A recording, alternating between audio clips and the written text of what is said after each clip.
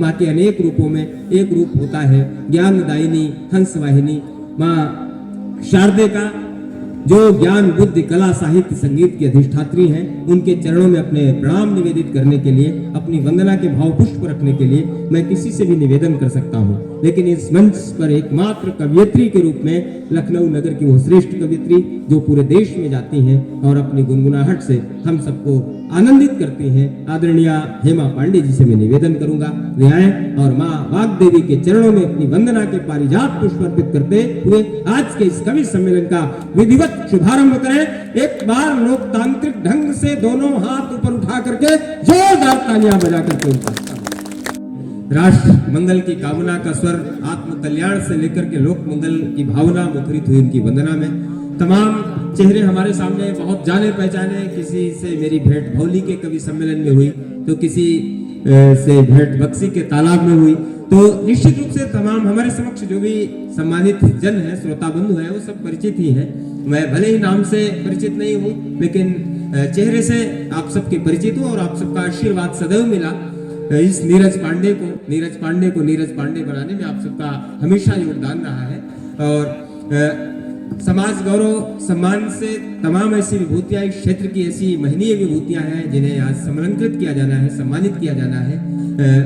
कवियों का काव्य पाठ हो जाए और बीच में हम उस अनिवार्यता को भी संपूरित करेंगे।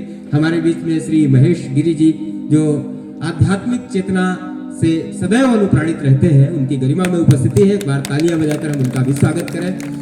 और इसी क्रम में श्री बलवीर सिंह राठौर जी जो इस क्षेत्र के साहित्यकारों के संरक्षक हैं, साहित्य के मर्मज्ञ हैं, साहित्य मनीषी हैं, आपकी उपस्थिति भी हमारे बीच में है। एक बार राठौर जी के लिए भी जोरदार तालियां हो जाए। हालांकि उनका क्रम नहीं है, मैं पहले ही बहुत क्षमा याचना के साथ एक ऐसा ओजस्विता का तेजस्विता का स्वर हमारे इस मंच पर है जो प्रतापगढ़ की धरती से आता है, जो रीतिकालीन कवि आचार्य भिखारी दास की धरती रही है, जो मंचों पर वीर रस की कविता के पितामह आचार्य आद्या प्रसाद मिश्र उन्मत्त की धरती रही है। उस धरती से हमारे बीच में शौर्य और ऊर्जा के, पराक्रम के, हुंकार के, राष्ट्रीय स्वाभिमान के ऐसे ज्वाजल्यमान नक्षत्र की उपस्थिति हुई है।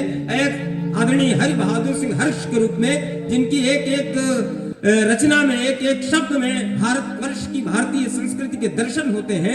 हरि बहादुर सिंह हर्ष उस कलम का नाम होता है जो शहीदों को अपने अंतर्मन में जीते हैं और रोज की कविता को मंत्र बनाकर पूरे देश में अनुगुंजित करते हैं। राष्ट्रवाद की प्रखर ज्वाला से अनुप्राणित गीतों, छंदों और कविताओं का प्रेम करने वाले इस ज्वाजल्यमान हस्ताक्षर से 51 शक्तिपीठ तीर्थ के आज के आयोजित इस कवि सम्मेलन का मैं शुभारंभ करना चाहता हूँ। लेकिन मेरी भी हिम्मत नहीं पड़ रही इस कवि सम्मेलन में हरि बहादुर हर्ष को आवाज देते हुए, क्योंकि उनका क्रम तो बहुत बाद में आता है। जो रात्रिकालीन कवि सम्मेलन चलते हैं, भोर के 3-4 बजे तक उनको सुनने के लिए लोग प्रतीक्षारत रहते हैं। आज मेरी हिम्मत नहीं पड़ रही। अगर आप तालियों की गड़गड़ाहट के साथ मुझे ये संबल दें, अभी अभी तालियों को घनीभूत करिए और जोरदार तालियों के साथ हरि बहादुर सिंह हर्ष को आवाज दें। आग इतनी है कि सागर उबाल कर रख दे, बात आ जाए तो पर्वत उछाल कर रख दे। ऐ मेरे देश, तेरे जख्मों की सौगंध हमें तू जो कह दे तो कह दे। सींचा नहीं जाए तो पौधा सूख जाता है। तो जब हम लोग अंकुरित हो रहे थे कविता के मंचों पर, तो आदरणीय मृदु जी ने, उनकी छत्र छाया में उन्होंने हम सबको समय से खाद पानी देने की व्यवस्था की। तब आकर के कविता के मंच पर माइक पर खड़े होकर के बोलने की सामर्थ्य जुटा पा रहे हैं। और उनकी पावन अध्यक्षता में, उनकी प्रभादीप्त अध्यक्षता में यह कवि सम्मेलन आज चल रहा है। हमारे जो भी अतिथिगण उपस्थित हैं, मुख्य अतिथि, विशिष्ट अतिथि, सबका एक बार पुनः अभिनंदन करता हूँ। और चेतराम जी से निवेदन करूंगा कि अगर कोई हमारे विशिष्ट अतिथि जो अभी तक नहीं आए, जब आ जाए तो मुझे सूचित करते रहिएगा ताकि मैं उनको उनका रेखांकन कर सकूं। और आइए, हरि बहादुर हर्ष बहुत ओजस्विता के साथ इस कवि सम्मेलन का शुभारंभ कर रहे थे। मेरा प्रिय अनुज सौरभ जायसवाल बहुत अच्छा कवि है, हमारे बीच में उपस्थित है, इसी क्षेत्र का, इसी आंगन का है। मैं बहुत, जिसे बहुत स्नेह करता हूँ, सौरभ की उपस्थिति को बहुत बहुत रेखांकित करता हूँ। और आइए, हरि बहादुर हर्ष का वो तेवर है, वो वीर रस की कविताएं सुनाते हैं। हालांकि आप तनाव में बिल्कुल न रहिए। आप नए साल की अगवानी में, नए साल के स्वागत में तो बिल्कुल तनाव मत लीजिए। जब हमारे प्रदेश में योगी जी हैं, देश में मोदी जी हैं, सब बढ़िया हो रहा है, राम मंदिर का भव्य निर्माण हो रहा है, तनाव लेने की जरूरत नहीं है। हम लोग अब तनाव न लें, बिल्कुल हंसते हुए, मुस्कुराते हुए। तनाव लेने में कभी कभी गड़बड़ भी हो जाता है। जब पुलवामा में घटना हुई थी 14 फरवरी को, 2 साल पहले, 2-3 वर्ष पहले, तो आदरणीय भरत जी हम भी बहुत तनाव में आ गए। हरि बहादुर हर्ष रास्ते में मिल गए तो उन्होंने कविता लिखी उसी घटना पर, तो हमको भी लगा कि हम भी लिखें। हमने लिखा आचार्य जी, पांडे जी, तो हम इतना तनाव में आ गए कि फिर वो तनाव के बाद फिर दूसरी स्थिति में आ गए। हमने 4 पंक्तियां पुलवामा घटनाक्रम पर लिखी कि जैसे हम सुना पुलवामा में हमला भा बड़ी गुस्सा लाग हमरे गंगा कसम से, हिंद में यहाँ किन्नरों के चढ़ गवा वीर रस, ताड़ी ठोक ठोक वो मर गए शर्म से, अटरिया पर रहन हम चट्टे ललकार दिन, ठहरो पाकिस्तानी आज पाला पड़ा जम से, वो मूड़े में मुरेठा बांध 7 फुट जंप ली, दूसरी उछाल में नीचे गिरे घम से। तो ऐसी स्थितियां हो जाती हैं, इसलिए तनाव न लेने की आवश्यकता नहीं। यहाँ विद्वान श्रोता है, प्रबुद्धता के प्रतिनिधि हमारे बीच में उपस्थित हैं। हुआ यूं, एक बार तृप्ति दीदी 3 प्रोफेसर झील के किनारे टहलने के लिए गए। फिजिक्स के थे, केमिस्ट्री के, बायो के। तो फिजिक्स के प्रोफेसर साहब ने कहा हम जल का उत्प्लावन बल पता करेंगे कितना है। झील में कूद गए, डुबकी लगाए, निकल ही नहीं पाए। बायो वाले ने कहा हम भी क्यों पीछे रहे, हम भी देखेंगे इसमें कार्डेटा संघ के कितने प्राणी हैं, मोलस्का संघ के कितने प्राणी हैं। आदरणीय अवस्थी दादा वो भी कूद गए, निकल ही नहीं पाए।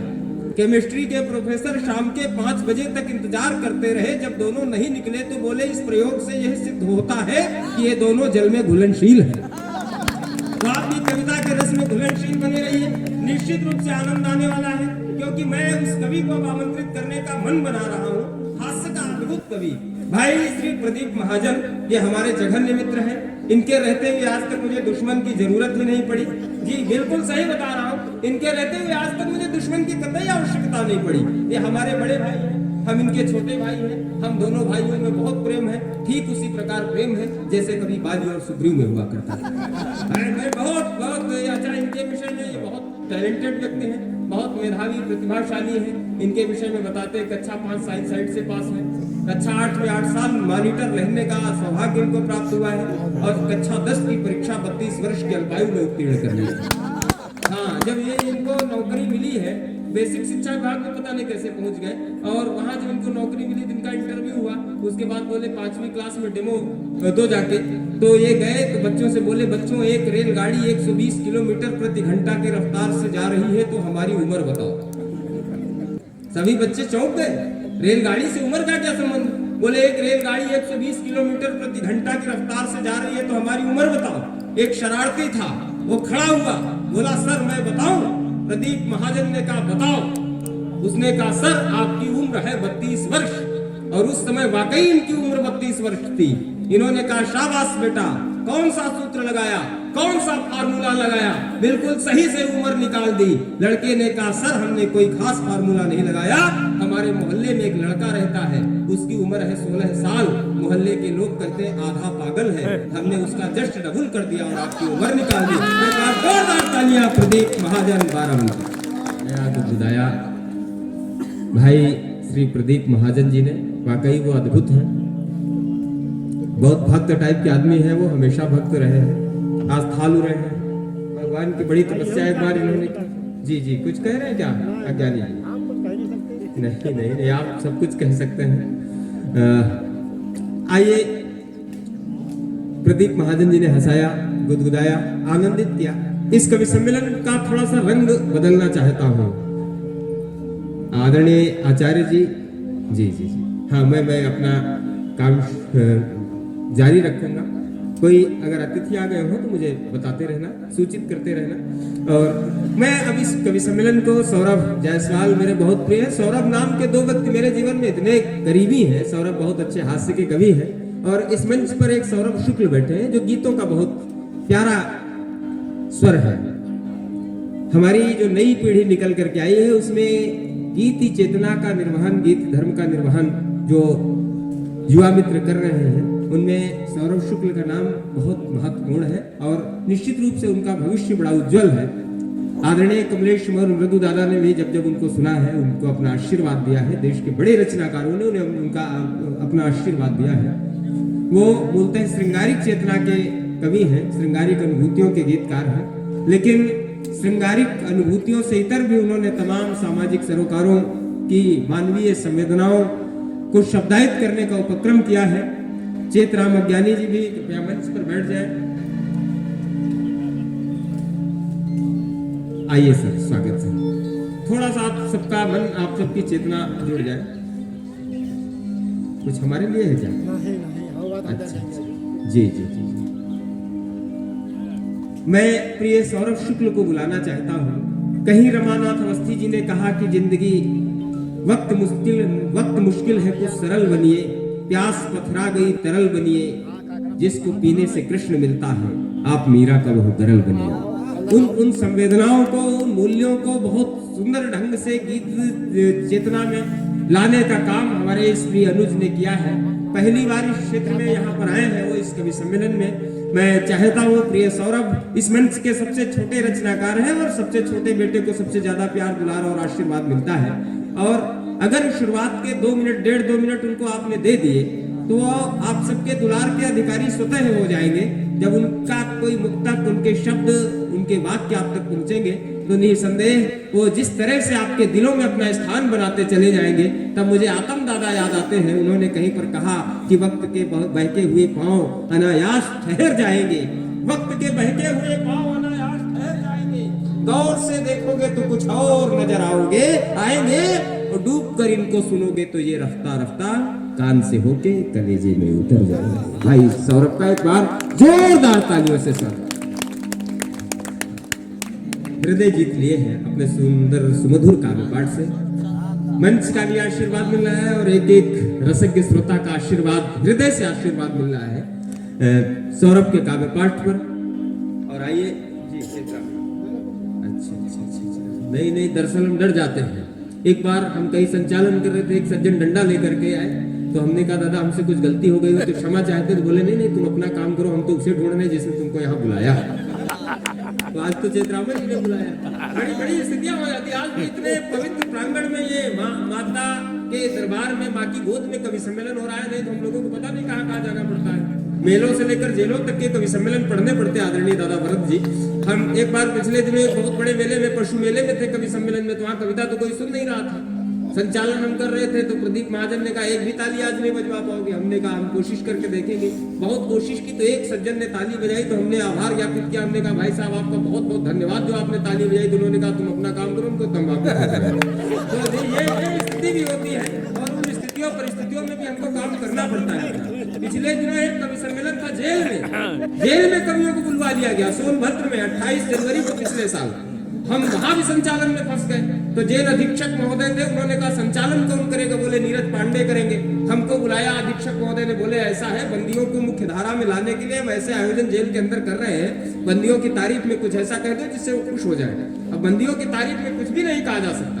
हम ये तो कह नहीं सकते थे कि आपने बहुत अच्छे काम किए इसलिए जेल के अंदर, फिर भी हमको करना पड़ा। हमने शुरू की उनकी चाटुकारिता, थोड़ी सी मक्खनबाजी शुरू की। हमने कहा आप महान हैं, आप साक्षात भगवान हैं, आपने तो ईश्वरत्व को जिया है क्योंकि आप वहां हैं जहां कभी भगवान श्री कृष्ण ने जन्म लिया।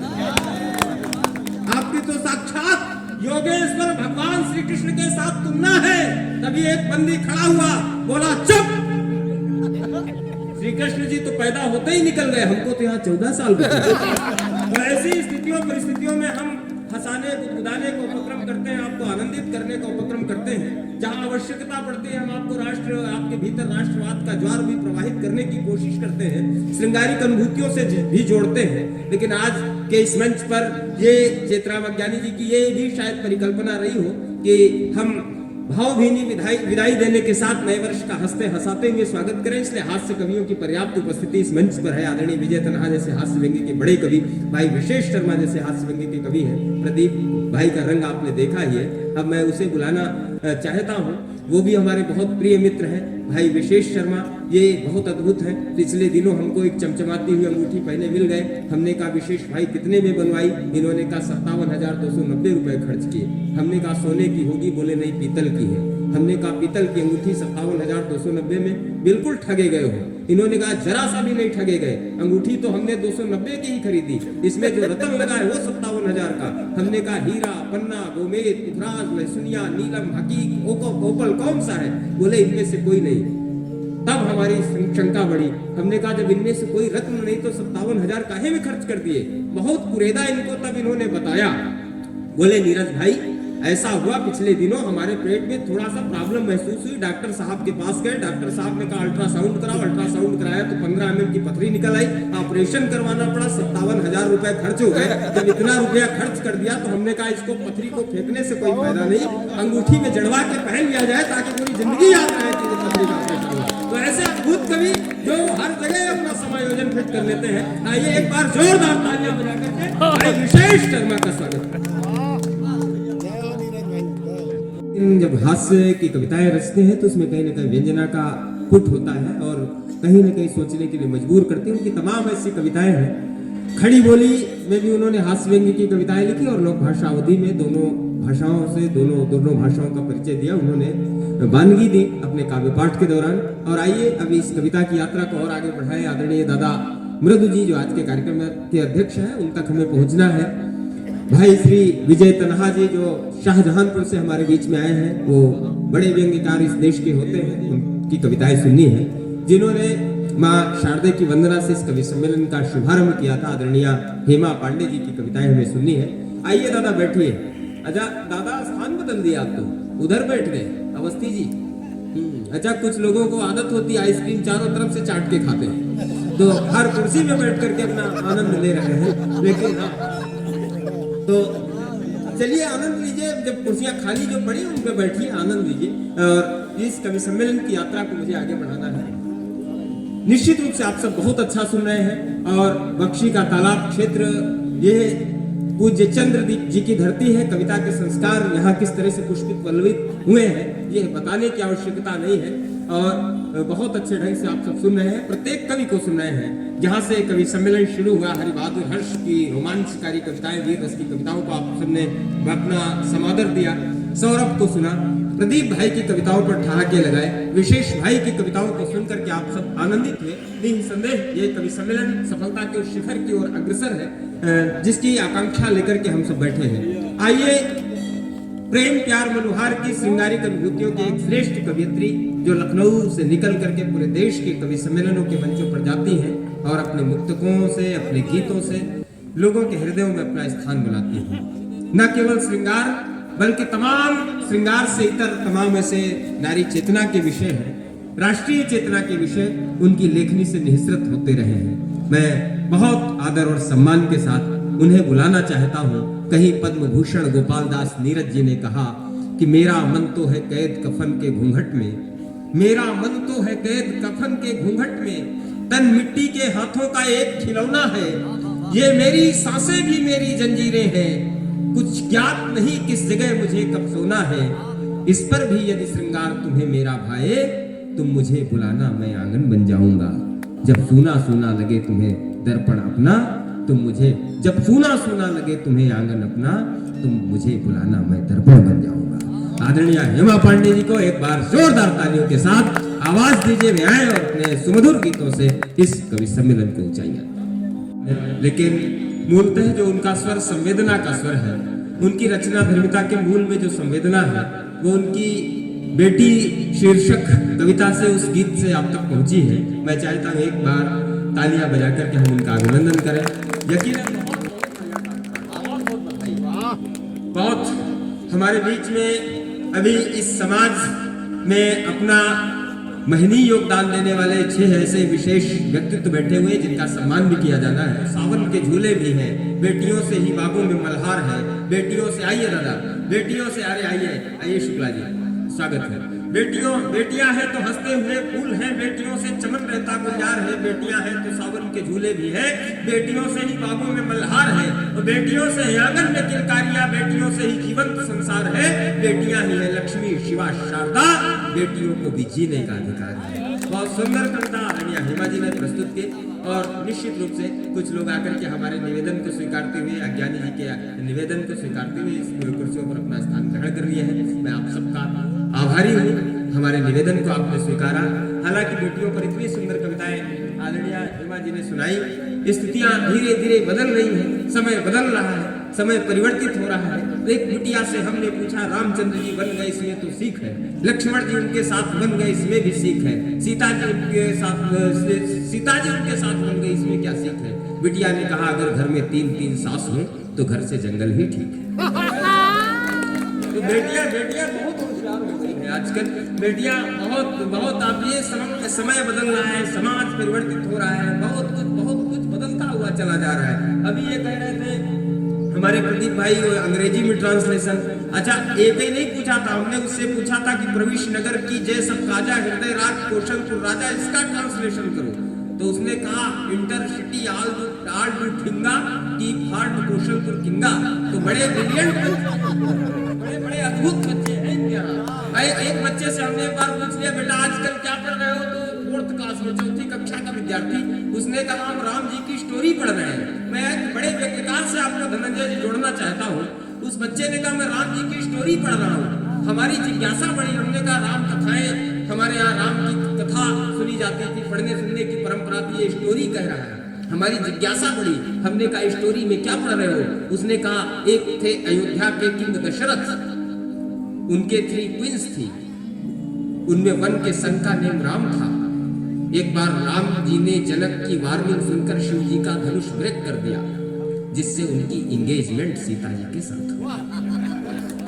बाद में राम जी अपनी फैमिली को लेकर फॉरेस्ट पिकनिक मनाने के लिए चले गए।